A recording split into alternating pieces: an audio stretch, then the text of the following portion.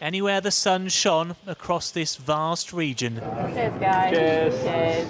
Today, people were out to enjoy it. Last night, it set on other freedoms with just a few hours' notice, with even the most sober minds struggling with the new restrictions. They're silly. You can go out and drink with everybody, these people, and I know none of these people, but I can't go and sit in my mum and dad's back garden. Ridiculous. Do you reckon you could explain the new lockdown rules to me? If the government can explain it to me first, and then I can explain it to you. My mum's 83.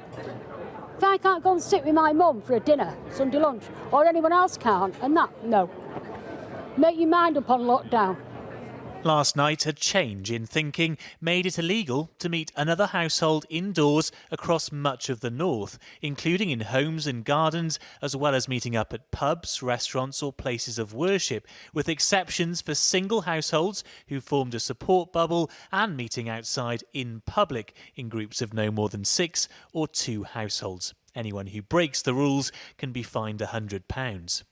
Prime Minister, as the rules become more complex, haven't you got to get better at explaining them?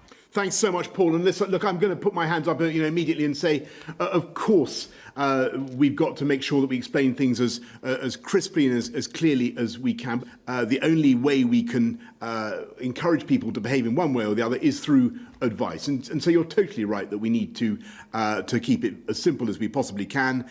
The problem's not that too many have been leaving their homes, but socialising indoors. There has been evidence of spread of the virus in gatherings in the home, and that is across Greater Manchester, young and old, different communities. So that is why action is needed.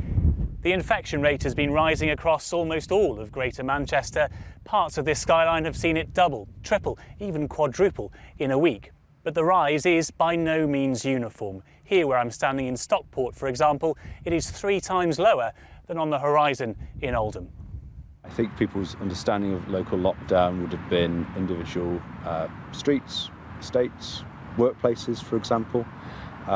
This is a much more sweeping approach. I want to see a more bespoke approach that looks at the different boroughs in Greater Manchester, considers what's necessary there.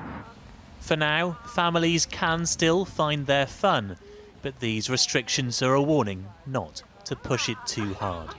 Paul Brand, News at 10, Greater Manchester.